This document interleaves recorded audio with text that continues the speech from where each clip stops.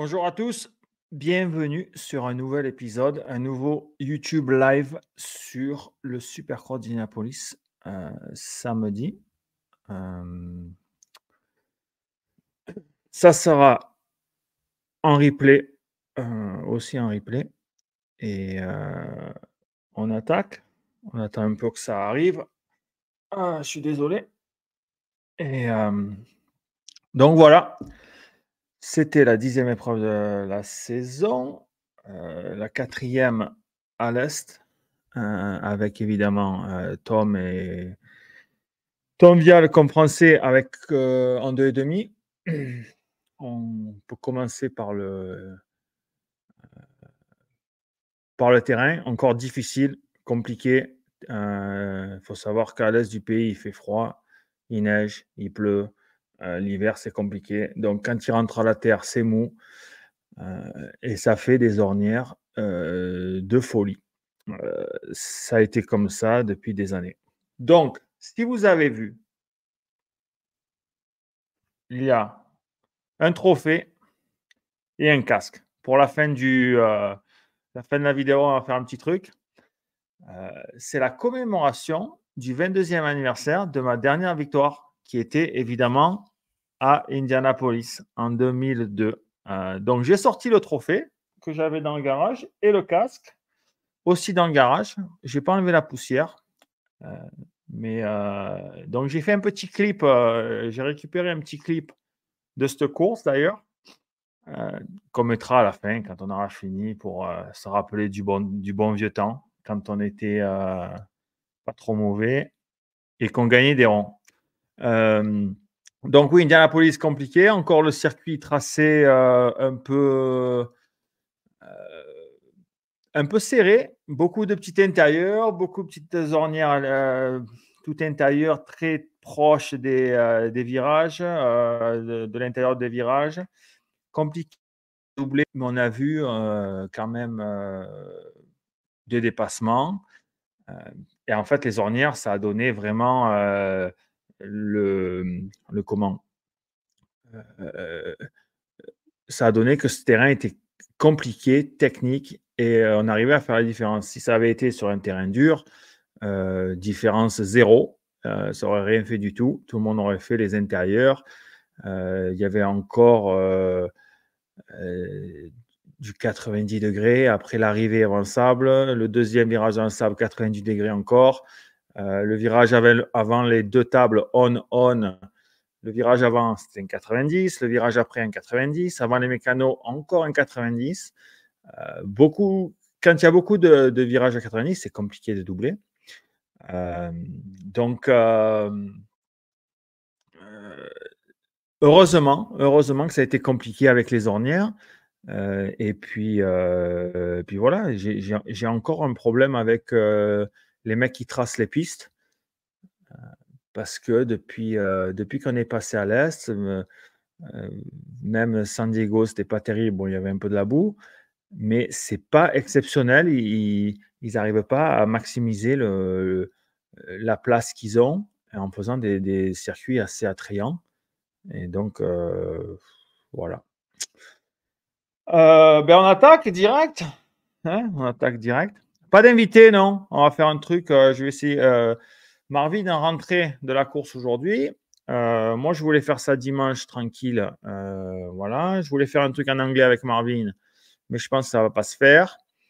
Je vais essayer de faire un truc avec Marvin, mais axé sur lui, en fait, sa course qu'il a, la course qu'il a fait en Floride, un peu amateur, un genre de Kenny Festival à l'américaine. Donc, on pourra parler de ça et surtout parler aussi d'Indy, mais plus axé sur ce qu'il pense lui au lieu de débattre un peu sur le truc, puisque maintenant il est aux côtés de Tom et il peut nous donner un peu de l'inside. Donc, on va voir s'il est dispo cette semaine, on fera peut-être un truc. Donc voilà, j'ai décidé de le faire comme ça. J'ai mis un message, voir s'il y avait des mecs qui voulaient venir dessus, mais j'ai rien reçu. Donc, on y va. 2,5. Toujours, évidemment, on regarde Tom, heu, qui roule à l'est. Après ces 2 belles victoires et en fait, c'était vraiment important, de le voir rouler sur un vrai circuit. Un vrai circuit ornière, enchaînement compliqué, avec des hoops contrairement à la semaine dernière. Donc c'était intéressant de voir, comment il allait, arriver à Indy et vraiment son approche de la course, heu et j'ai trouvé que c'était super bien. Dommage qu'il nous fait ce petit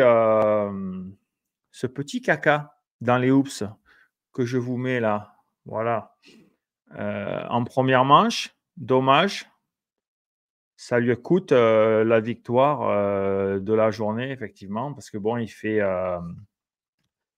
4 dans la première manche, compliqué et puis, après c'était un peu mieux. Il fait 4, il fait 3 et puis il gagne la dernière.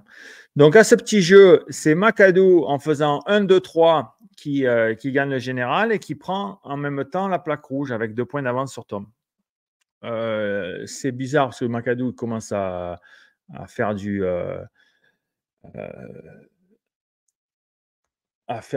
constant. On l'a pas trop vu. D'habitude, c'est, un peu sur la visière, sans garde-boue ou sans plaque avant. Là, il commence à se calmer et on l'a vu, se calmer dans le sens où des pilotes comme ça, il faut vraiment qu'ils attaquent pour rouler fort. Ça l'a aidé dans la première manche car le circuit n'était pas super défoncé ni avec beaucoup d'ornières puisque les terrains ils sont partis sur terrain neuf en première manche 2,5. Donc là, euh, McAdoo est quand même meilleur sur une piste comme ça, sur un mec qui est un petit peu moins bon techniquement, un peu moins constant, mais comme la piste est neuve, c'est plus facile et il arrive à enchaîner ses tours et à attaquer. Donc c'est pour ça qu'en première manche, il a été bon euh, et il a gagné. Il était d'ailleurs, je pense qu'il était devant ou qu'il a passé Tom, mais il était devant, direct. Ça s'est bien déroulé. Ensuite, euh, il y a moins de constance parce que c'est plus compliqué, c'est plus technique.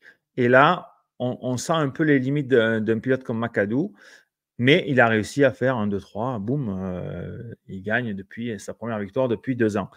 Moi, ce que j'ai aimé, donc Tom fait 2 en faisant 4-3-1. Moi, ce que j'ai aimé chez Tom, c'est que depuis ces 2 victoires, on l'a vu un petit peu la semaine dernière, mais encore plus samedi, c'est il est beaucoup plus agressif. Beaucoup plus agressif, ce qui lui manquait. On voit qu'il a la confiance et qu'il a réalisé qu'il peut gagner toutes les courses s'il roule à son niveau. Là encore, il a encore démontré. Il a super bien roulé en troisième manche sur le circuit le plus pourri presque. Même s'ils avaient refait 2-3 trucs, c'était quand même bien pourri. Mais on voit de l'agressivité. C'est moins, il se cherche un petit peu moins. C'est moins calculé, c'est plus à l'attaque. Et c'est ce qui lui manquait un petit peu. Et je trouve que c'est super bien. Et ça vient avec la confiance. C'est la réalisation que tu as le niveau, justement, d'aller gagner et pourquoi pas aller chercher ce titre. J'ai trouvé vraiment son roulage bien. Après, on parle tout le temps des hoops. Il y avait des hoops. C'est sûr que ce n'était pas des hoops à dribbler. C'était pas... Et maintenant, comme ils en font que 9 et tout, ben, c'est pas. Euh, c'est pas. Ça fait pas de grosses différences. Mais ce week-end, oui, parce que c'était truffé d'ornières. Et on y reviendra surtout dans la catégorie 4,5 avec Jet. Et là où on voit que la technique fait encore beaucoup de différence. Troisième au général en 2,5, eh ben, c'était Digan qui était à égalité de points et virtuellement vainqueur de la manche de la course après les 2 premières manches en faisant un 2-1 et McAdoo 1-2. Donc ils étaient ex aequo avec 3 points. Et à ce moment-là, Tom avait 7 points avant la dernière manche. Comme c'est 1 point au premier, 2 au deuxième et ainsi de suite, à la régulière, pour gagner 4 points sur des mecs comme ça en étant Tom, il aurait fallu que Tom gagne la manche et que McAdoo et Deegan, et les deux en même temps, fassent 5 ou moins bien. Donc, en conditions normales, c'est peut-être compliqué que les deux pilotes au même moment fassent des merdes et perdent autant de points en une seule manche. Donc Tom n'avait pas vraiment le destin entre ses mains avant la dernière manche parce qu'il avait perdu trop de points dû à sa 3e place de la 2e manche, mais surtout avec cette chute dans les hoops. Donc cette chute dans les hoops, avant de passer à Deegan, on peut la remettre pour vous montrer un peu. Et là, on voit que la roue avant, elle descend, voilà, ici, trop basse. Et c'est pas bon. Donc, elle tape trop bas. Ça lui fait partir par devant.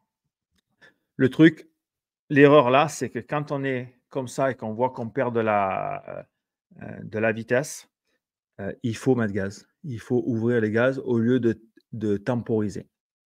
Là, à ce moment-là, quand tu vois que tu perds de la vitesse et que ta moto descend dans les hoops, c'est là où il faut remettre des gaz avec le doigt sur le levier d'embrayage pour relancer la moto. Comme c'est mou, ça pompe les chevaux, donc le moteur, il baisse en régime. Et c'est là qu'on ouvre les gaz, mais en même temps, on retient avec l'embrayage pour lancer le moteur et pour rester sur le dessus. Là, au lieu de couper, s'il avait mis gaz pour rester au-dessus, il ne serait pas tombé. Donc, c'était juste pour le petit aparté sur sa chute dans les hoops. Donc, Deegan, comme je disais, était à égalité de points avec McAdoo avant la dernière manche. Donc, il avait, lui, son destin entre ses mains et il fallait faire automatiquement devant McAdoo pour gagner la finale, pour gagner la course et le général. Mais on a vu, j'ai la vidéo, évidemment, on a vu cette chute au départ où il est tombé tout seul comme un grand. Je ne sais pas pourquoi il fait ça. Et il tape le cale-pied dans le ballot de paille. Ça, c'est une petite erreur, c'est une erreur de concentration, de placement. Ça arrive. Je ne sais pas si ça m'est déjà arrivé, mais on le voit assez souvent quand les gars de l'extérieur serrent les mecs de l'intérieur et ils n'ont plus de place, ils sont là, ils prennent le cale-pied dans ce bloc de mousse et c'est fini, quoi. Et là, je pense qu'il y a moyen, quand on voit la vidéo de face, il y a moyen, il y a la place de freiner un peu plus et d'être plus sur la droite. Voilà. Erreur qui lui coûte le général. Mais j'ai trouvé que c'était quand même pas mal. La manche où il gagne en deuxième, il a montré un peu plus de radicalité dans son pilotage. Parce qu'il n'avait pas montré grand-chose depuis le début de l'année en termes de radicalité. Voilà, c'est exactement, je pense que c'est le mot. C'était pas rien d'impressionnant, alors que l'année dernière, il nous montrait des trucs où il faisait des virages de folie, des scrubs. On voyait qu'il y avait quelque chose. Mais il était un peu timide depuis le début de l'année, à part dans au contact avec les autres pilotes, ça, évidemment. Mais là, j'ai trouvé qu'en deuxième match, c'était pas mal. Il a fait des beaux trucs dans le sable. On voit qu'il utilisait ses jambes. Il a sauté les enchaînements dans les ornières le plus souvent que les autres. J'ai trouvé que c'était pas mal. Dommage qu'il tombe au départ. Évidemment, on aurait voulu une bataille, une bagarre devant entre Tom, McAdoo et Deegan en troisième manche pour la victoire. Ça aurait été cool. Mais ça ne s'est pas produit. Pierce Brown, qui s'en est mis une, évidemment, encore une ou deux. qui fait une mauvaise première manche, il fait 12-4-2. Ça lui coûte évidemment les chances de podium d'entrée de jeu après la première manche. Il nous avait pas trop montré de chute, malgré qu'il soit connu pour s'en mettre des bonnes. Et puis il était assez, je crois qu'il fait 5-5-5, 4-4 au général. Là aussi, il fait 4. Donc ça joue placé. Au général, il est pas loin. Je crois qu'il est 3e au général. On mettra les points après. Je dois les avoir, les points. On va mettre les points là. Non, c'est pas là, je suis désolé. C'est là. Donc on voit que McAdoo il a 2 points d'avance et que Brown il est encore dans la course, il a seulement 11 points, il reste 4 épreuves, donc 2 confrontations. Et là, ça va être important parce que tu as les mecs de l'Ouest qui vont arriver et ça va un peu chambouler tout. Et ça va être important d'être vraiment bon dans ces courses-là. Et surtout pour Tom, quoi. Parce que là, c'est des courses comme ça où tu peux perdre, où tu peux gagner beaucoup de points, mais aussi beaucoup en perdre. Donc, Brown joue placé, mais bon, à la régulière, on ne le voit pas gagner quand même. Il a 11 points de retard, mais mathématiquement, il est encore dans le coup. Et il est même devant Digan au championnat, à 5 points devant Digan. Digan commence à être bon. Après, quand tu es Cody Shock 5e, bon, on va en parler dans 2 minutes, mais là, c'est fini. Là, c'est fini pour l'instant. Shock, il n'a pas le niveau pour. Et puis après, Amaker, tout ça, tous ces mecs-là, Anstey, ils sont trop loin, c'est fini. Donc là, ça se joue sur 4 et à la limite 3,5. Le et demi, c'est Pierce Brown que je ne vois pas gagner à la régulière pour gagner autant de points sur les autres, alors que je peux voir Digan gagner 2-3 courses d'affilée ou 2 courses d'affilée et puis se remettre dans la course au titre beaucoup plus facilement. On va parler de Cody Shock. Cody Shock, il a la clavicule pétée avant Birmingham. Une fracture, normale, pas d'opération, rien du tout. Il a quand même roulé. À Birmingham, bon, il se fait sortir par Digan au dernier virage. Là, il tombe, si vous regardez la vidéo, il tombe quand même à l'arrêt parce qu'il se prend un bon coup, mais il tombe à l'arrêt au-dessus et au-dessus des ballots, c'est pas vite du tout. Là, il montre à la radio, à la télé, c'est bien pété, il se fait opérer. Dès qu'il sort de l'opération, il fait la rééducation, une demi-heure après, nickel. Donc il a dû être endormi localement, ils ont dû lui mettre une plaque. Mais là, j'ai jamais vu ça presque. On l'a vu peut-être il y a une vingtaine d'années, il y avait James Dobb qui était pas en tête, peut-être en tête du mondial 125, qui s'était pété la clavicule, était revenu à Namur, je crois, un truc comme ça, au bout d'une semaine. Mais bon, il n'avait pas roulé la folie. Alors que là, Cody Shock, il fait 5, je crois que c'est peut-être sa meilleure course de l'année. Là, il faut m'expliquer, ou les docteurs, c'est des génies, ou il y a un souci, ou la clavicule, c'est pas les radios à lui, c'était les radios du voisin. Mais bon, respect quand même. Le mec, il a quand même serré les dents. Top 5, je trouve que c'est sur une moto privée. Je trouve que c'est quand même c'est top, mais quand même, j'ai du mal à y croire à cette histoire. Hein. Je ne sais pas si vous y croyez, vous, mais moi, j'ai du mal à y croire. Donc voilà, top 5. Après, le reste, moi, je suis très déçu d'Arimas. Factory Honda, bonne moto, bon pilote, monte de la vitesse, mais bon, rien dans le sac, qui se bat pas. Je veux dire, là, il y a quand même un souci. L'IMAS, il nous fait 9, 5, 11. Bon, ça va qu'il est jeune, mais à un moment donné, il va plus être trop jeune, quoi. Il y a des mecs, voilà. Bon, heu, ça ira pour les 2,5. On va passer aux 4,5. Bon, 4,5, bah, jet évidemment, les 3 manches, et puis voilà quoi. Et encore une fois, voilà, c'est quoi qui prime? C'est la technique. Je veux dire, quand tu vois les mecs, ils sont tous techniques. Le Roxen, il est technique, le Anderson, il est technique, je veux dire Sexton, il est technique, Thomas, il est technique. Mais si tu as une technique et que tu l'utilises pas le jour J, ça sert à rien de l'avoir, tu vois? C'est comme si, j'en sais rien moi, tu fais des courses de bagnole et tu as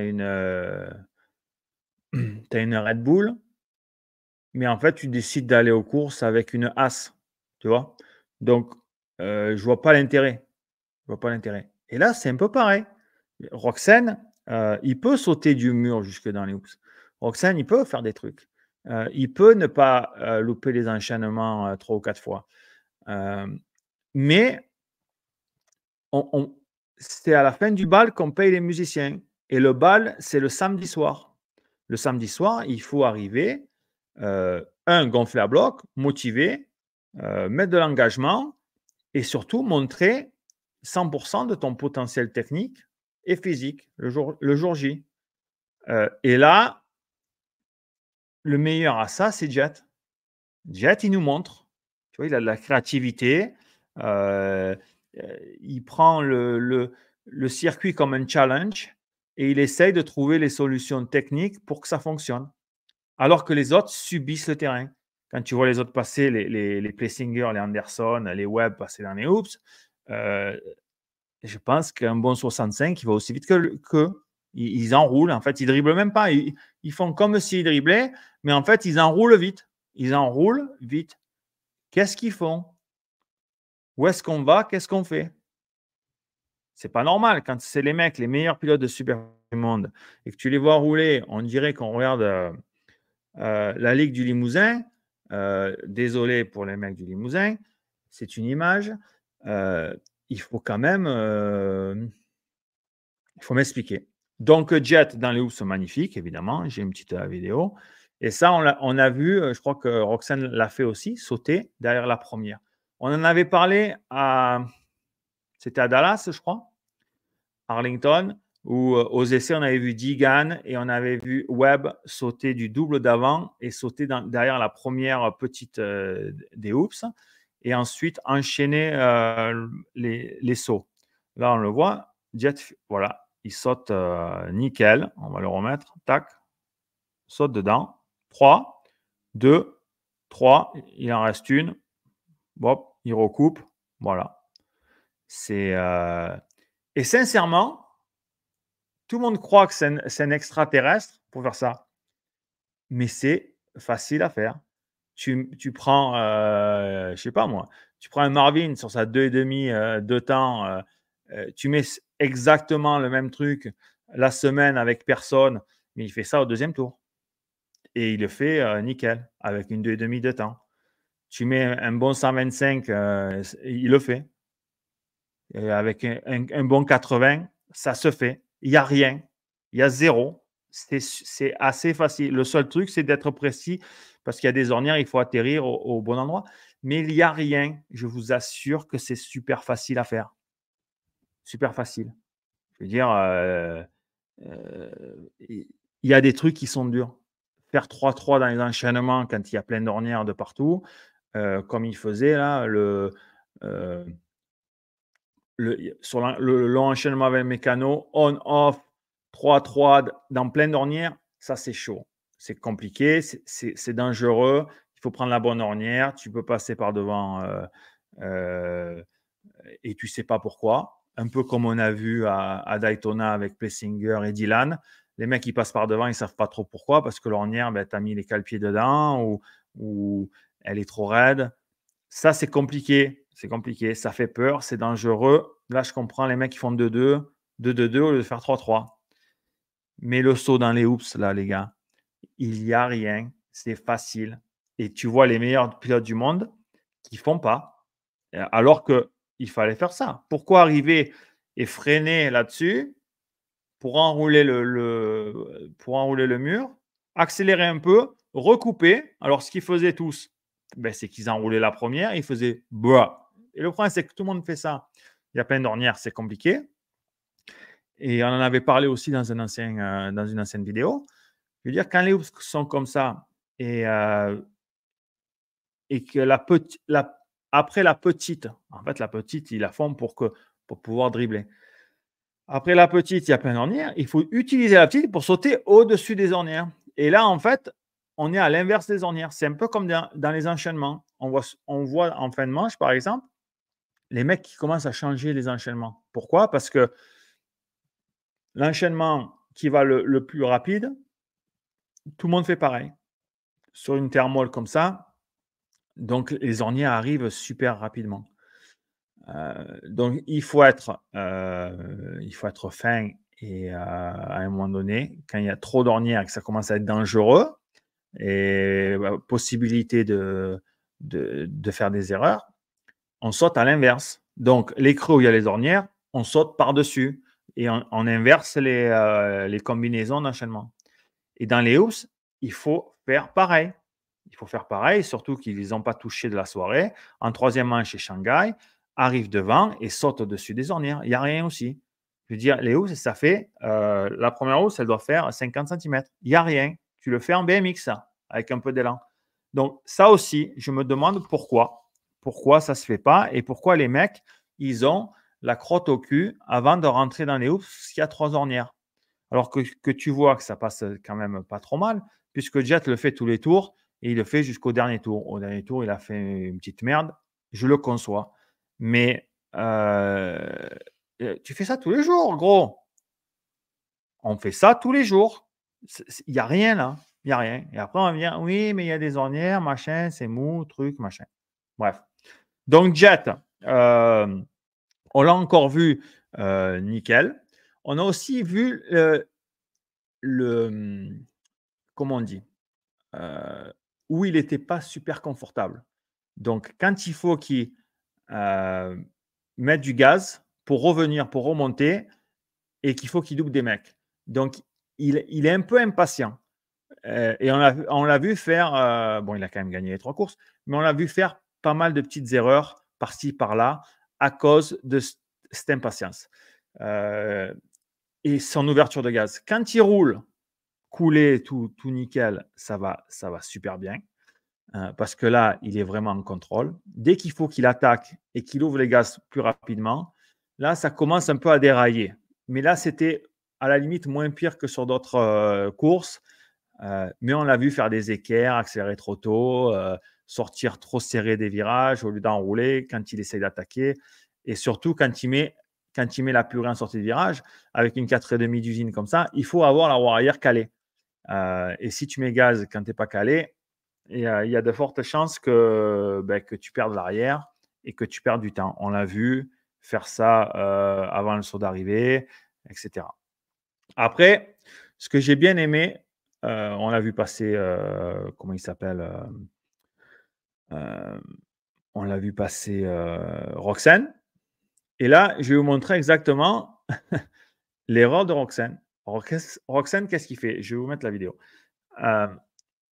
Il saute le saut d'arrivée et en fait, il est à l'intérieur.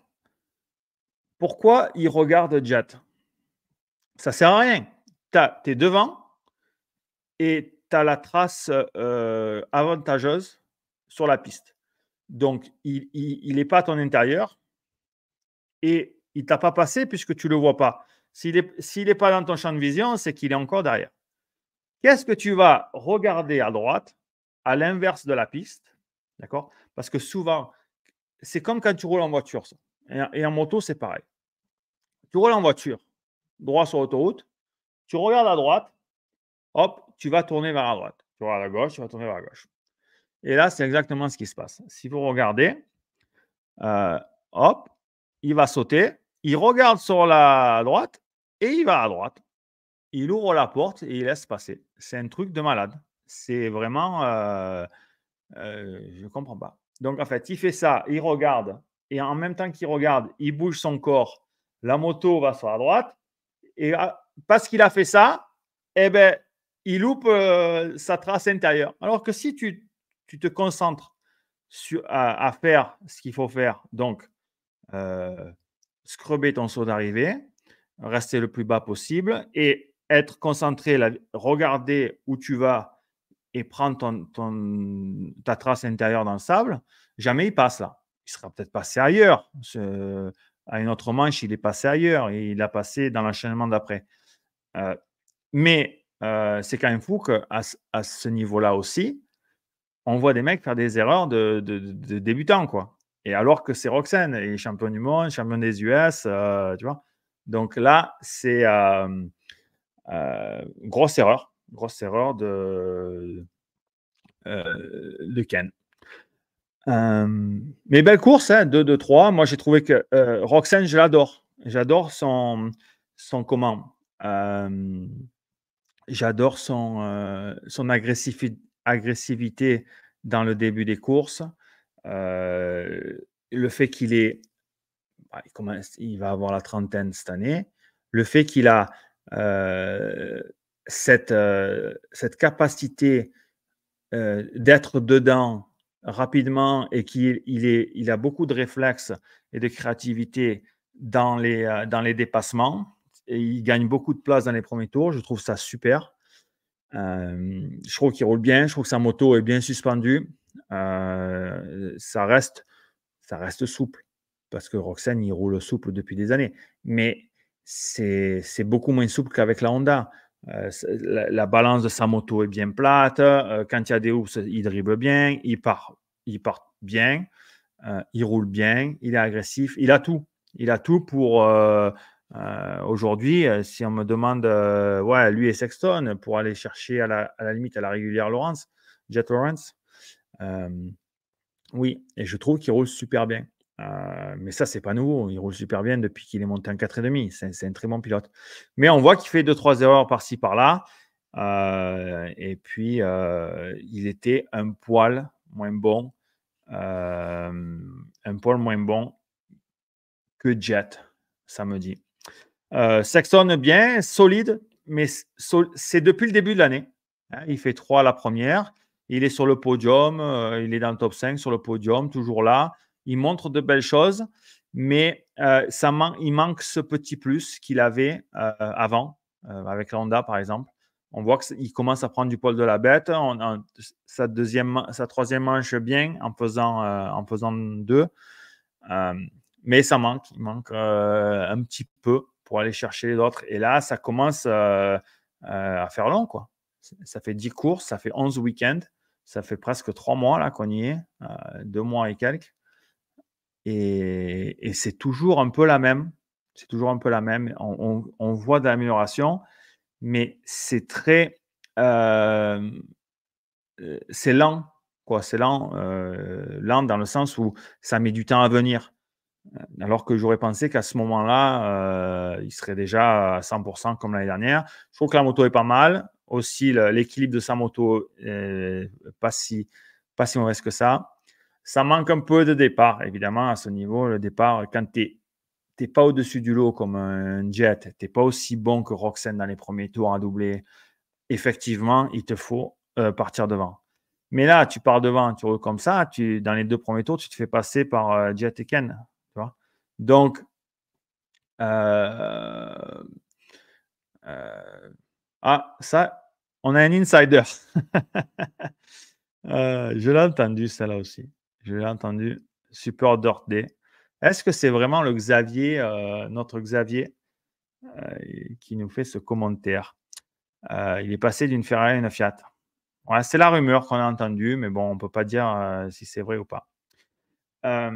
Donc, je pense que oui, Sexton est pas mal, il est solide, mais il manque ce petit truc. Il manque ce petit truc. Ça va sans doute venir, mais bon, il reste 7 courses maintenant. Hein, donc, on a passé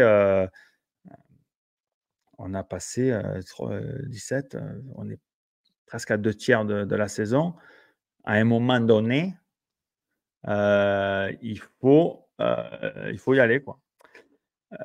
Anderson, 4 de la journée. Ben, je me demande comment il a fait 4 de la journée quand même. 5, 6, 5. Pas mal. D'ailleurs, j'ai vu un petit commentaire passer. Mon poulain, déjà, écoute, Rallye TTMX. Anderson, c'est pas mon poulain.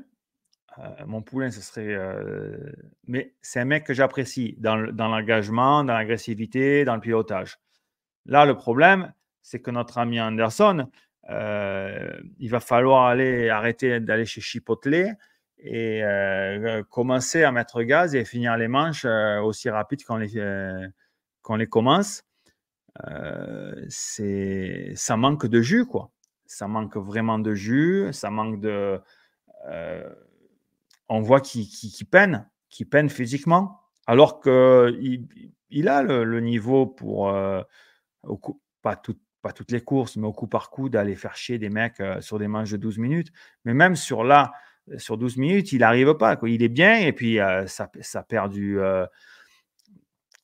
terrain parce qu'il a la langue dans la chaîne d'Ide, hein. Ou dans le pignon de sortie de boîte. Il doit avoir une ornière au milieu de la langue, tu vois.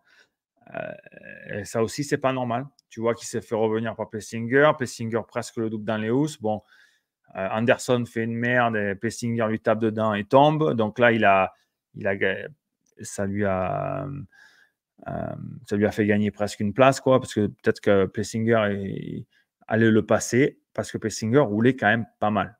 Pas mal. Top 5 et qui perd du terrain au championnat, c'est Cooper Webb qui fait une très très mauvaise opération là. Cinquième, c'est 16 points. Jet a marqué 25, il perd déjà 9 points d'un coup là. 9 points, ça commence à faire. C'est un tiers d'une course, plus d'un tiers d'une course. Et là, maintenant au championnat, je crois qu'il y a 21 points. Si Jet il a une course d'avance à un moment donné, il faut que vraiment qu'il y ait une soudamie pour quelqu'un aille le chercher. Et surtout dans ces conditions, c'est là où je pensais que Webb ferait mieux parce qu'il trouve tout le temps ces solutions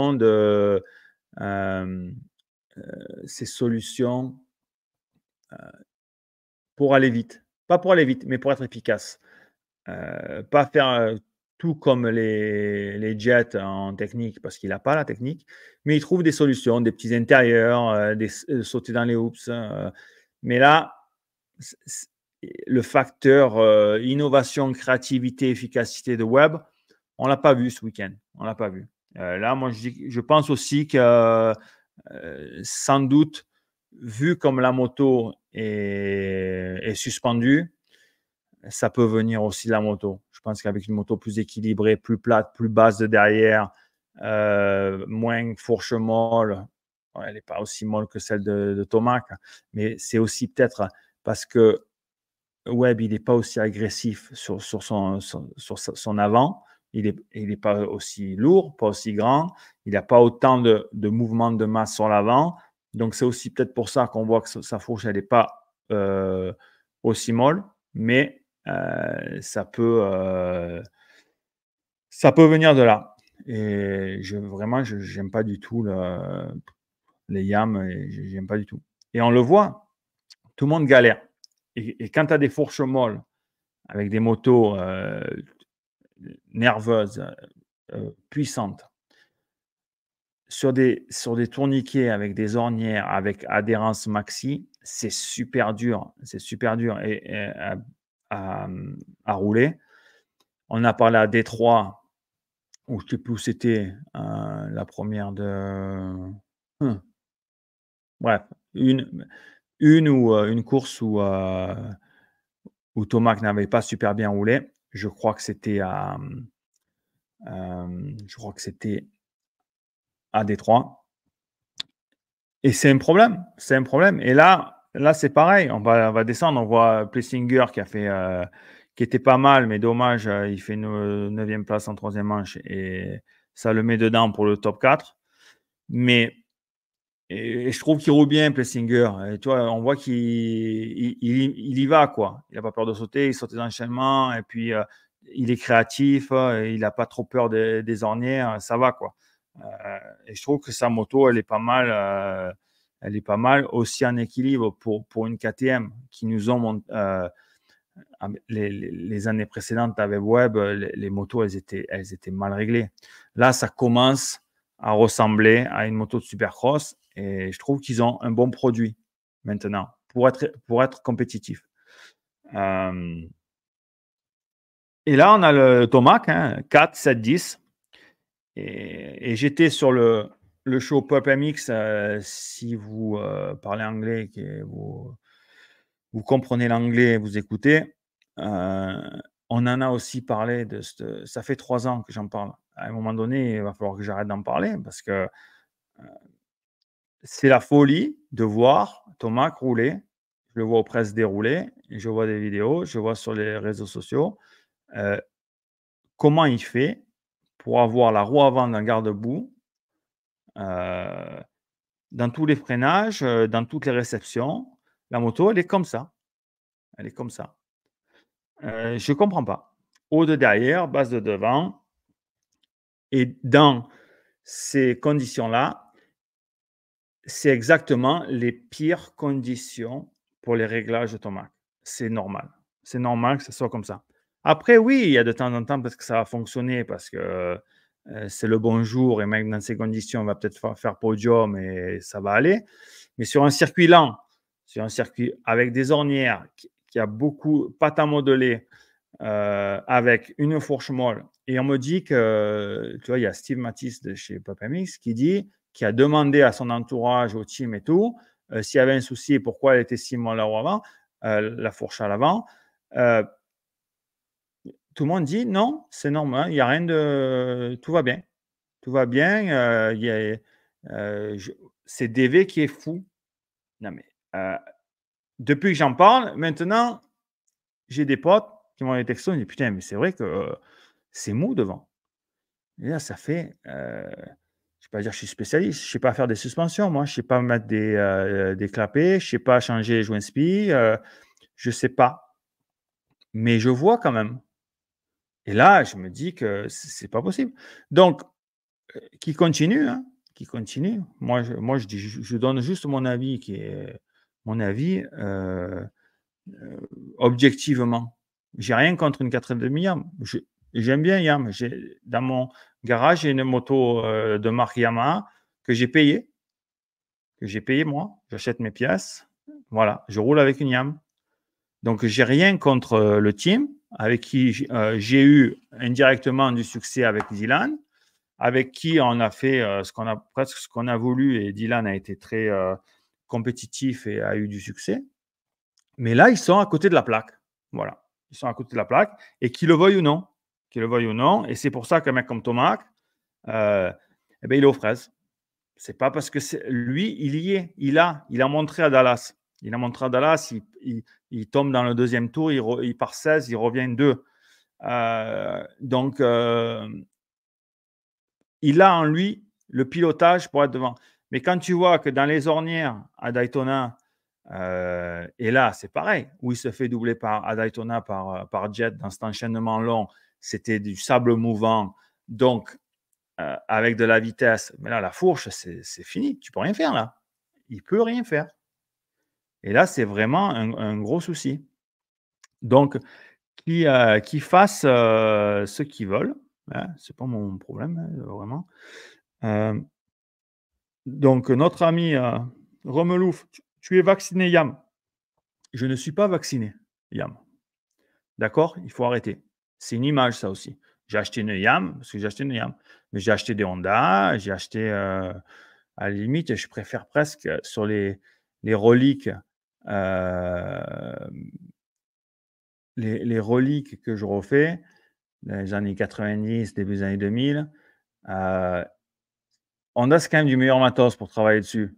C'est plus facile à refaire. Donc, moi, je ne suis pas vacciné, Yam. Je paye mes trucs. Super D. Allez, qu'est-ce qu'il nous dit? La forge de Tomac molle moins. À mon avis, c'est surtout qu'ils ont supprimé le bouton Beast Mode. Mais non, il y est Beast Mode. Et que ça, tu le vois bien qu'il est Beast Mode. Je veux dire, à Dallas, quand il part 16 et qu'il revient d'eau, il roulait la folie, il attaquait, ça allait bien. C'est sûr que c'était chaud et que la moto ne l'a pas aidé. Et je pense aussi que ça chute quand il va trop long sur ce triple avant le virage et que sa fourche, elle va au fond et puis qu'il explose, il perd le contrôle, il tombe, c'est aussi à cause de sa fourche qu'il tombe. Mais il n'y a pas de... Non, je pense que Tomac est toujours là. Le beast mode, il est là. C'est juste qu'on ne lui donne pas les outils pour être beast mode. Je mets un autre commentaire. Quentin, au niveau réglage, quelle est la meilleure moto sur le championnat pour toi? Tu vois, pour moi, c'est dur de dire la Honda parce que un T, on ne le voit pas. On ne voit pas souvent rouler, donc on peut. Et tu peux pas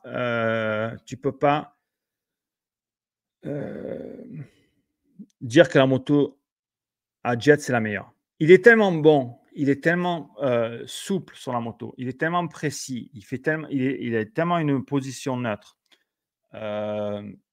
Et il fait ce qu'il faut faire techniquement, que c'est compliqué de dire. Moi, je trouve que ça travaille, et vu son pilotage, ça va bien pour lui.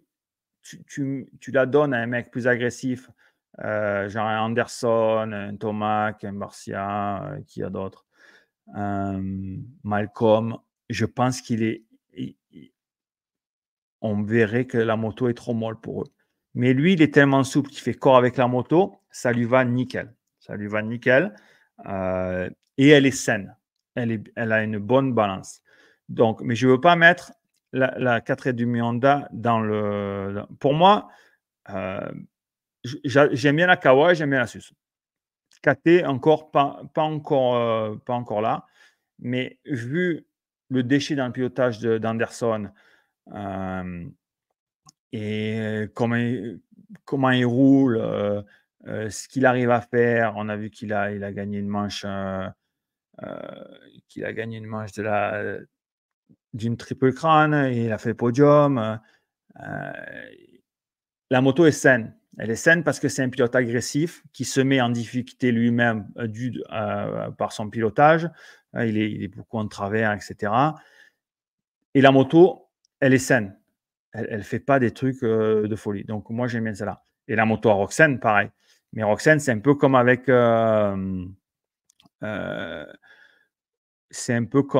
Jet.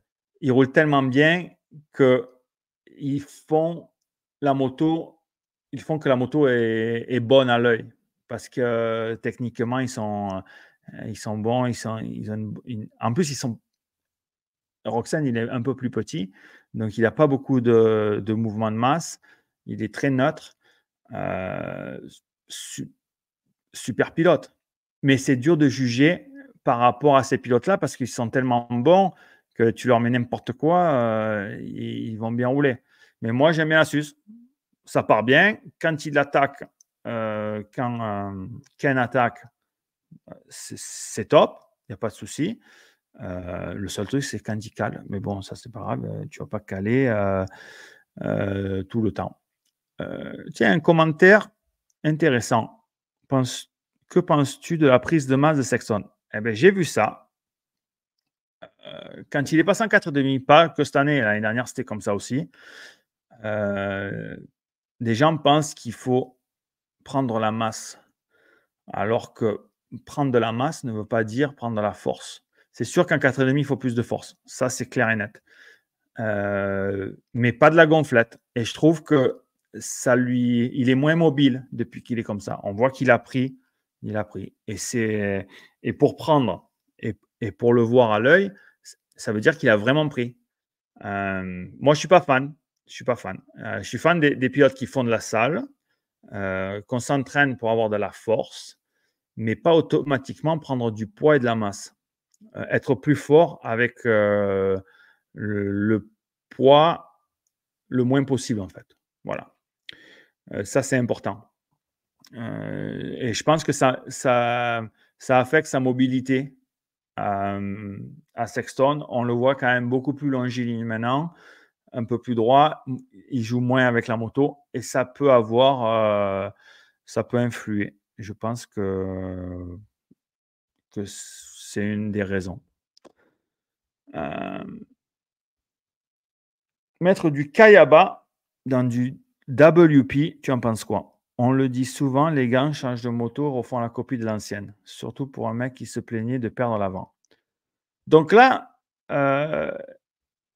je suis pas 100%, hem, je suis pas 100% sûr. Donc on va peut-être spéculer. Le kit Kayaba, en fait, c'est pour mettre des ressorts dedans. C'est pour rouler avec une fourche à ressort huile et pas mettre la fourche à air. Donc ça, c'est déjà une grosse différence. Hem et il y a des mecs qui adorent les fourches à air. Cooper Webb adore la Kayaba à air. Il veut pas rouler avec autre chose. Hem, mais je pense que là, la fourche à Sexton avec le kit, interne, Kayaba, ils sont revenus à une fourche à ressort. C'était plus onctueux sur les petits, après c'est sûr que, tu peux faire un peu tout, mais je sais que c'est quand même beaucoup moins confortable une fourche à air, qu'une fourche à ressort. Beaucoup de gens le disent. Il y a des mecs qui ne veulent pas rouler à air et il y a des mecs qui veulent rouler qu'avec du air. Et il y a des mecs même qui roulent en hybride. C Je crois que Thomas qui a roulé hybride pendant des années, je ne sais pas ce qu'il a là, il doit avoir une air maintenant. Hem, mais hem, mais voilà, donc c'est toute une philosophie de feeling vraiment, cette, ce entre air et ressort. Heu, ah! Enfin, oui, on avait annoncé la semaine dernière, Kawa d'après les rumeurs évidemment, Prado aurait signé chez Kawa pour être coéquipier d'Anderson et pour 3 ans. Donc voilà, gros changement évidemment. Après, il faut voir avec qui il s'entoure, quand est-ce qu'il va arriver ici? Est-ce qu'il va venir un mois avant? Est-ce qu'il va faire du testing? Est-ce qu'il va changer son entraînement? Est-ce qu'il va travailler techniquement? Ou est-ce qu'il va faire, rentrer dans le moule un peu américain à faire, que des, comment? Des manches, des séries, des intervalles, en faisant toujours les mêmes enchaînements et le même circuit, tous les jours, juste au panneau et au chrono. Ça peut pas fonctionner. Ça fonctionne pour des mecs qui savent faire, de la moto. Donc à la limite, Jets, ça fonctionne, Roxen, ça fonctionne aussi. Mais, heu, tous les entraîneurs ont le ont un peu la même philosophie ici. Là, tu vois, par exemple, il y a Remelouf qui nous dit: «Pas chez Becker», en gros. Mais tu vas chez Star Racing, c'est la même. Tu vois, Swanepoel, c'est la même, tu vois beaucoup de mecs qui font les mêmes choses, quoi. C'est échauffement, c'est panneaux, ces trucs. Après, il n'y en a pas beaucoup, moi, j'ai vu qui travaillaient vraiment la technique ou le spécifique. Hem, j'ai vu Thomas faire du spécifique, hein, j'ai vu, lui faire des partiels. J'ai trouvé ça un peu intéressant. Pas trop ce que je fais moi, mais après ça dépend avec qui tu travailles. Ça dépend avec qui tu travailles. Tu peux pas avoir le même entraînement avec, un Jet, un Roxen qu'avec un Prado, ou même avec un Thomas ou un Bastien. Il faut faire du spécifique, et pour un mec qui a fait que quelques courses cette année, 4-5 courses, et qui a pas, de racines SX du tout. On voit que il manquait Prado là. Effectivement, peut-être la moto elle est pas au top, peut-être que sa moto sera meilleure chez Kawa, heu, en base, réglage Supercross, OK, mais il faut apprendre. Il faut apprendre avoir le toucher technique, Supercross. Et il y a des pilotes qui l'ont jamais eu. Il y a des pilotes qui l'ont jamais eu. Hem, donc et c'est parce que c'est l'entraînement. Je pense que c'est possible de faire, il est encore jeune, mais là, il faut arrêter de faire des tours, il faut faire des sections, il faut apprendre, il faut comprendre, il faut sauter sur les côtés, il faut rentrer dans les hoops, sur les côtés, il faut apprendre à les dribbler fort, il faut apprendre à les sauter. Moi, ce que j'ai vu sur Prado, il faut apprendre à amortir les enchaînements. On le voyait sauter droit comme un piqué avec un manche à balai dans le cul. Tu peux pas aller vite comme ça. Ça, c'est clair et net. Tu ne peux pas sauter un saut d'arrivée droit, tu ne peux pas sauter un triple droit, tu ne peux pas sauter un enchaînement 3-3-3 droit. Regarde Jet, même quand il saute assis, Jet, il retient. Tu vois, on fait des impulsions à 6, par exemple. Et là, on l'a envoyé ce week-end avant le triple. Il n'y avait qu'un triple. Donc, il y avait 3 sauts en sortie de virage avec un roller et un triple. Tu vois les mecs qui passent pas trop vite dans le virage, il faut ne pas trop passer vite dans les virages, souvent sur des sauts comme ça, pour pas arriver en bout de deuxième au point de vue du régime moteur, pour pas passer par devant, pour qu'il y ait du frein moteur quand la courbe n'a plus de puissance. Enfin bref. Et en fait, Jet, lui, il arrive vachement plus fort et il amortit en sautant assis. Tout ça parce que au lieu de mettre tout le poids de son cul sur la selle pour faire descendre l'amortisseur, quand on voit qu'il s'assoit déjà plus au milieu de la selle par rapport à un autre mec, par rapport à un Anderson ou un Barcia, c'est des mecs qui font des sauts assis vachement sur l'arrière. Et là, on parle encore de changement de masse par rapport au milieu de la moto. Où ton cul est sur la selle, c'est énorme. En fait, tu peux passer d'un amortisseur dur, si tu es assis au milieu de la selle et que tu fais un saut assis, ton amortisseur, il va paraître dur. Mais là, fais le même saut avec la même moto, avec le même amortisseur, et tu t'assois 15 cm de plus derrière. Donc, tu as plus cet effet de levier, si tu veux. Et donc, tu vas prendre le saut assis, et là, tu vas dire, putain, mon amortisseur, il est mou. Donc là, c'est vachement important, ce mouvement de masse, la position des genoux par rapport au cale-pied. Ça aussi, c'est pareil. Les genoux qui passent devant les cale-pieds, ça met le poids sur la fourche. Et derrière les cale-pieds, ça met le poids derrière. C'est un basculeur, en fait. Et donc, pour Prado, il faut apprendre ces trucs-là. Ces trucs-là, pour être efficace, s'il veut mettre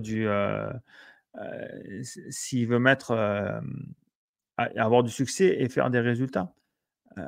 Et ça ne s'apprend pas en faisant des tours et des tours sur le circuit qu'on connaît et basta cosy, quoi. Donc, c'est compliqué. C'est compliqué et je ne sais pas comment il va se structurer. J'ai vu un commentaire passer, je ne sais plus où c'est. Du Prado DV l'année prochaine. Alors, ils ne m'ont pas appelé encore. Il a signé le contrat, il ne m'a pas appelé. Mais il n'y a pas que moi. Il n'y a pas que moi qui peut faire ça. Je pense qu'il y a beaucoup d'autres qui peuvent. Mais le problème, c'est que faire des tours et en ayant 4-5 mecs et pour faire de la monnaie, c'est plus facile. C'est plus facile de prendre 4-5 mecs et de dire voilà, aujourd'hui on fait 3 fois 6 tours, 1 fois 15, voilà, on fait des chronos et on finit par une manche et on rentre à la maison. Tu vois? C'est plus facile. Là, pour l'entraîneur, tu prends 5 fois, tu prends fois 5 et tu n'as pas à t'emmerder. Je veux dire, si tu as 4-5 mecs à t'occuper à l'entraînement, tu ne peux pas faire du spécifique. Là, c'est du one-on-one. Là, c'est pilote-coach sur la piste, rien d'autre. Le mécano qui est là avec la bouteille d'eau et on fait le spécifique. Et tant que ce n'est pas fait, on ne part pas. Tu vois, tant qu'il n'y a pas de l'amélioration, ce n'est pas le premier jour que tu vas tout faire comme il faut. Mais il faut prendre conscience et faire de la répétition, assez de répétition, pour que ça rentre dans les mœurs. Tu vois. Et là, et c'est une amélioration tous les jours, beaucoup de répétitions, et on voit qu'on progresse et on revient. C'est sûr qu'il faut faire des tours, c'est sûr qu'il faut faire des chronos.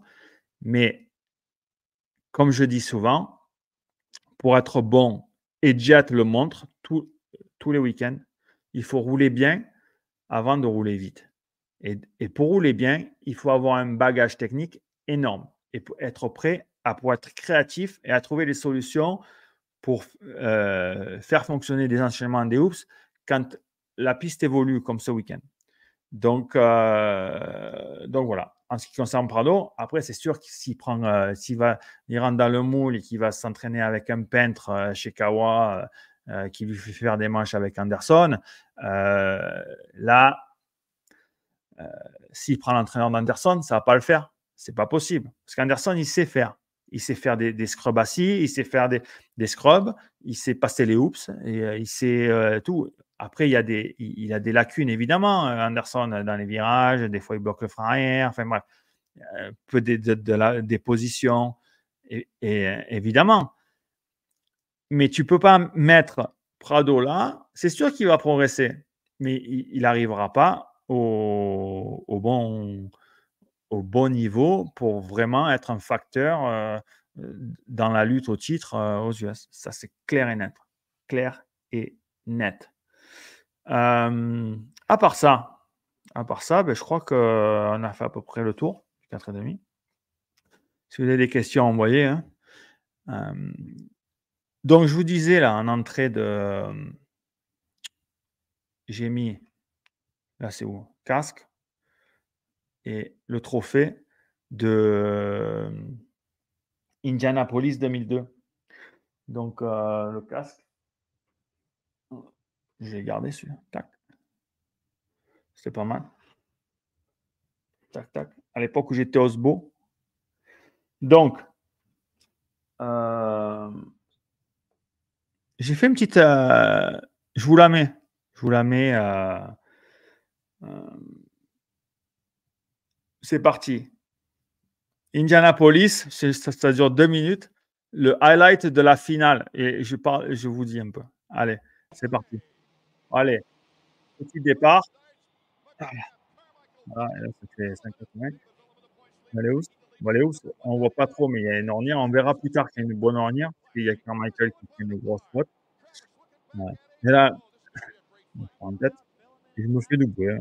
Oh, je ne force pas. Je sais qu'il est là, le Travis. La course est longue. Et je faisais pas cet enchaînement comme il faisait parce que je voulais rester sur les. Je voulais pas prendre les grosses bosses en fait. Et là, quoi, Carmichael, il est dans l'ornière. Et moi, ce que je vous raconte souvent, c'est d'être en dehors moi, je driblais pas dans la grosse ornière du milieu. C'est pas bon. Je dis souvent de passer à droite ou à gauche. Donc là, les deux, ils s'arçouillent devant. Le concours de celui qui a la plus grosse. Et il est là, voilà. Tu vois, quand tu passes dans les housses, dans l'ornière, et que tu n'es pas bien au milieu, ben, c'est ce qui arrive. Et là, je me demande encore comment quand Michael n'est pas tombé. Donc là, il s'attaque. Je pense que c'est là où ils vont s'accrocher. Travis il faisait le trip, Travis, mais il prenait toutes les grosses bosses et regarde, il gagne pas de temps. Moi, je prenais celui-là et je prenais pas cette grosse-là. Et j'allais derrière cette table et je trouvais que ça allait beaucoup plus vite. Donc, c'est pour ça que je faisais pas le trip au milieu. Mais jusqu'au moment, ben, je crois que c'était là, et Travis, il loupe l'ornière et le Carmichael, il se met dedans. Bon, c'est un peu la faute à Travis. Pour l'ornière, on ne revient pas parce qu'il était là. Et là, jusqu'à la fin, attends, on va faire le voir ce qu'il voulait. Et je fais encore cet enchaînement derrière le truc, là, derrière cette table. Et là, c'est la mort du dernier tour. Et je fais petit intérieur. Mais là, ce qu'il faut rappeler, c'est que, hop, il faut rappeler, c'est qu'à ce moment-là, on va le remettre. Voilà. C'est que 2-3 tours avant, j'essaye de le passer là, mais j'ai pas voulu le passer.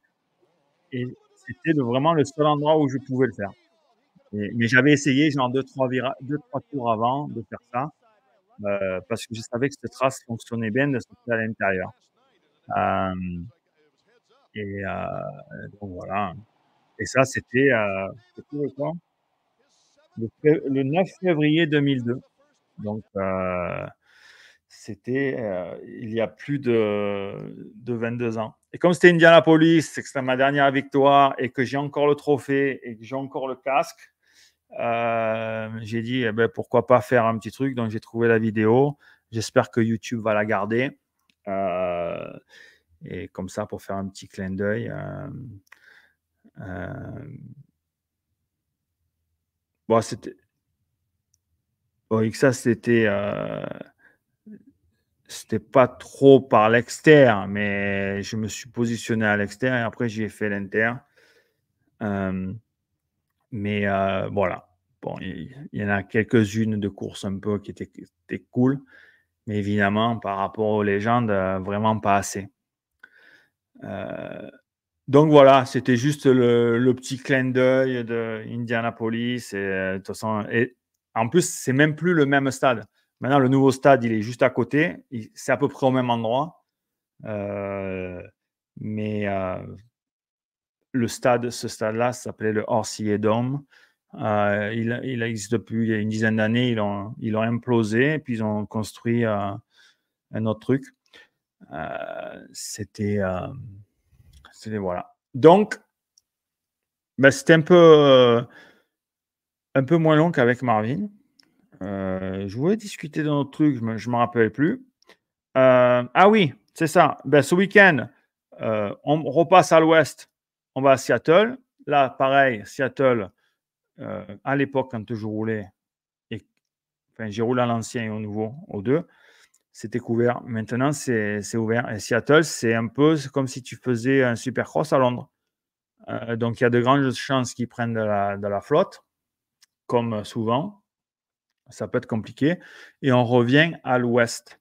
Donc, on aura les Kitchen, les Jordan Smith, voilà. Et puis, Anthony Bourdon, qui d'ailleurs est venu à la maison, on est dimanche aujourd'hui, hier soir, pour regarder le SX. Il était tout seul, donc il est venu à la maison pour voir un peu. D'ailleurs, il y a une question. Hop. Qu'est-ce que je pense de Bourdon? Mais le problème, c'est que je ne le vois pas assez souvent, quoi. On ne le voit pas souvent à la télé. Je suis allé qu'à une seule course.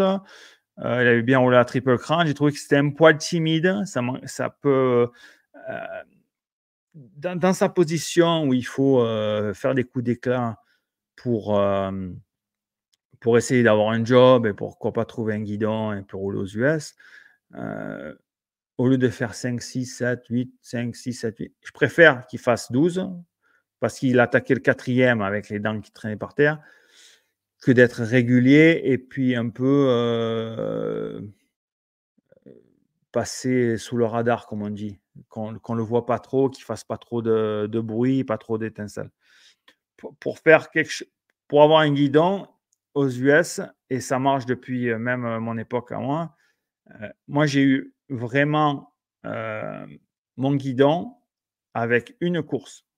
Une course que je vais peut-être, je retrouverai, je ferai passer. Mais San Diego 99, en étant privé, quand j'ai fait 14 tours en tête en privé, avec ma baie et mon couteau, euh, c'est comme ça en fait. Je faisais les grands prix de 2,5 en 99, donc je venais tous les hivers rouler aux US, faire du MX, me préparer, mais aussi faire du SX pour le futur. Et c'était ma première année en 2,5 de temps. Et puis, effectivement, cette course, voilà, je pars en tête de l'extérieur, je fais 14 tours en tête, avec des suspensions stock, modifiées, pas grand-chose. Et après cette course, Yam, il me portait ma moto au Yam US parce que j'étais pilote d'usine en France, mais aux US, j'étais privé, quoi. Mais il m'a mené ma moto sur les courses. Et donc, je me changeais en camion, voilà, quoi. Euh, et en fait, les deux boss de chez Yam, ils sont venus me voir après la course. Ils m'ont dit, écoute, lundi, on aimerait que tu viennes chez Yam pour qu'on discute et tout. Genre, une demi-heure après la finale, alors que c'est ça, en fait, qui te fait montrer aux US, c'est des coups d'éclat.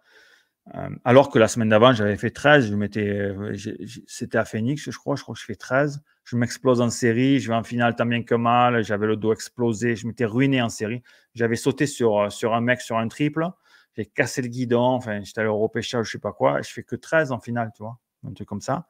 Mais le week-end d'après, boum, j'emplâtre et j'ai montré que j'avais du potentiel. Et c'est ça, en fait, quand les mecs viennent, euh, et si tu veux obtenir un truc, c'est là où il faut faire des coups d'éclat et montrer qu'on a envie. L'envie, l'engagement, la grinta, c'est vachement important.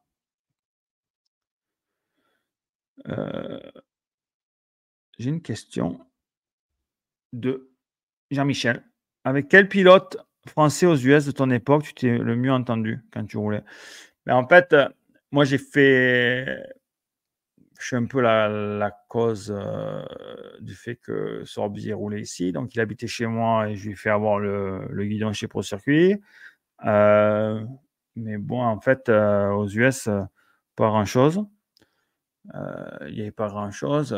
Avec, Stéphane Roncada, nos femmes étaient copines. Et puis, avant et après l'incident d'Atlanta d'ailleurs. Mais avec sa nouvelle femme, on avait plus d'atomes crochus en fait.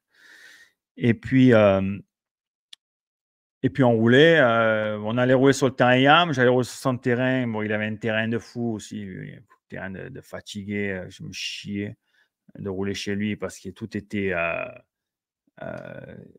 pointu comme ça de partout. C'était super dangereux. Il y a Emig, il s'est fait les 2 poignées sur son terrain quand il a voulu revenir avec des yams privés là.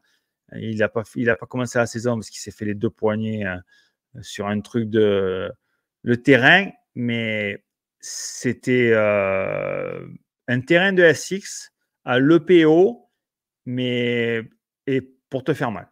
Et c'est ce qu'il avait. Et lui, il roulait comme un fou. Et moi, je n'aimais pas aller rouler là-bas. Il connaissait comme sa poche. Et moi, je me chiais de faire les trucs. Donc, on n'allait jamais chez lui. Et je lui dis, écoute, ton terrain, c'est un quoi se faire mal, je ne veux pas venir. Et en fait, des fois, les après-midi, quand il n'y avait personne au terrain, on allait rouler. Je faisais venir les mecs qui n'avaient pas de terrain non plus. Par exemple, on a roulé avec Steve Boniface, avec Sorby. Ils venaient sur le terrain l'après-midi quand il n'y avait personne. Ou quand je savais qu'il n'y avait personne, on roulait ensemble et tout. C'était cool, quoi. Et puis voilà, quoi. Sinon, en France, et même aux US des fois, parce qu'ils venaient de temps en temps rouler, moi, je m'entraînais souvent avec Steph de Martis, que ce soit en Europe, c'était mon pote, quoi. Il venait chez moi quand aux US et tout. Il avait roulé pour FMF Honda. C'était cool cette époque-là. C'était cool. Je n'ai pas vu les résultats de Bali. J'ai vu les résultats de la catégorie espoir, enfin les cadets 85, parce que j'ai le fils d'amis qui roule. Donc j'ai vu qu'il avait fait 3 et 4, le petit Raph Menio. Et voilà, j'ai posté un truc sur Facebook hier parce que j'ai vu les résultats de la deuxième manche. J'ai regardé les chronos. Je crois que je les ai pas sous les yeux. Je crois que les 2 premiers c'était en 2,15, 2,15, 2,16. Après c'était 3 et 4, c'était 2,18, 2,19. Voilà. Je crois que Raph, il était à 3 secondes et quelques du meilleur tour du vainqueur. Et le cinquième, je ne sais pas qui c'est, hein. Le cinquième, il était en 2,26. Le premier était en 2,15. Le cinquième, il prenait 11 secondes au tour. Après, là, tu te dis, à ce moment-là, on a un gros souci. Si ça, c'est les meilleurs Français aujourd'hui, et que tu as 2 mecs en 2,15, 2,16, 2 mecs en 2,18, 2,19, et le reste qui prend 10 et 11, au minimum 11 secondes au tour, c'était qu'on a un gros problème, et de niveau et de relève. Parce que bon, le 85, c'est la relève, quoi. C'est les champions du monde MX2 dans 4-5 ans, tu vois. Donc là, ils ont quoi, les minots? Ils ont entre 12 et 14 ans, donc ouais, 4-6 ans, quoi. À 18 ans, 19 ans, 20 ans, il faut être devant un MX2, quoi. Après, bon, j'ai pas vu rouler. J'ai vu un petit résumé vite fait sur Facebook qui est passé, mais on voit pas grand-chose. Ça manque un peu de style, parce que moi, je vois les pilotes ricains, je vois même les Estoniens qui passent sur Instagram et tout, des mecs de l'Est et tout qui roulent en 80, mais la folie avec des styles de fou, des styles à la Kay de Wolf, alors qu'ils roulent en 80. Bon, ça, j'ai pas vu ça à Bali. Mais moi, c'est juste les statistiques pures et dures. Peut-être qu'il y avait de la boue, qu'il y avait des ornières, etc., qu'il y a des jeunes, il y a des pas jeunes, des trucs comme ça. Moi, je veux rien savoir. Je veux voir ce qu'il y a noir sur blanc. Le niveau des pilotes et l'homogénéité. Alors, là, on a un commentaire qui est intéressant. Donc, là, on arrive à un mec qui connaît les sudistes. On a Michael Alamo et Jean-Roch Pérez qui sont allés au bout du cadet. À l'époque, au cadet, tu peux aller jusqu'à 16 ans. Il fallait si tu avais 16 ans dans l'année, tu pouvais rester en 80. Eux, ils étaient plus vieux que moi. Ils étaient par là. Et moi, je suis arrivé. Et ça, c'est en 1990. Ma première année de cadet, moi, j'avais 12 ans. Donc, j'arrive, je roulais contre Michael Alamo et Jean-Roch Pérez, qui roulaient la folie en 80. Mais ils étaient quand même beaucoup plus âgés. Mais évidemment, ça y joue parce que plus tu restes, plus tu es âgé, plus tu restes pour gagner des titres en étant âgé. À 16 ans, un mec comme Stewart, il gagnait des Supercross US 525 et des motocross US 525. Donc, et tu as des mecs en France qui, à 16 ans, roulaient encore en cadet. Donc, oui, là, c'est fini. Tu peux pas vraiment. Il peut y avoir des exceptions, mais tu peux pas rester jusqu'à 16 ans en cadet. Et je crois que maintenant, c'est fini maintenant.